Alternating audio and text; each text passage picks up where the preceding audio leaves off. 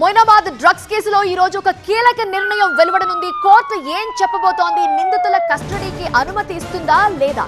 Breaking news మనం చూస్తున్నాం. నిందితుల కస్టడీ పిటిషన్ పై ఇవాళ తీర్పు ఇవ్వనుంది ఉప్పర్పల్లి కోర్టు. పైలట్ రోహిత్ రెడ్డి, రితీష్ రెడ్డి, నమిత్ శర్మని 10 రోజుల పాటు కస్టడీకి కోరారు పోలీసులు. ఇప్పటికే ఇరుపక్షాల వాదనలు ముగియటంతో ఇవాళ తీర్పు వెల్లడించనుంది కోర్టు. కస్టడీ పిటిషన్ పై విచారణ సందర్భంగా కీలక వాదనలు జరిగాయి. డ్రగ్స్ ఎక్కడి నుంచి తెచ్చారో విచారించాల్సి ఉంది అన్నారు పోలీసులు. అలానే కాల్పులు జరిపిన తుపాకీ గురించి వివరాలు సేకరించాల్సి ఉందని పోలీసులు కోర్టుకు వివరించారు. నిందితుల మధ్య ఆర్థిక సంబంధాలపై కూడా ఆరా తీయాల్సి ఉందని పోలీసుల తరపున లాయర్ వాదనలు వినిపించారు. కాల్పులు ఎందుకు జరిపారో తెలుసుకోవాల్సిన అవసరం ఉందన్నారు పోలీసులు. అయితే కొందరికి స్టేషన్ బెయిల్ ఇచ్చి వదిలేశామంటూ నిందితుల తరపు లాయర్ వాదనలు వినిపించారు. డ్రగ్స్ తీసుకొచ్చిన కౌశిక్ రవిని అరెస్ట్ చేయలేదు, స్టేషన్ బెయిల్ ఇచ్చారన్న నిందితుల తరపు లాయర్ వాదించారు. తమని మాత్రమే కుట్రపూరితంగా అరెస్ట్ చేశారని రోహిత్ రెడ్డి లాయర్ వాదనలు వినిపించారు.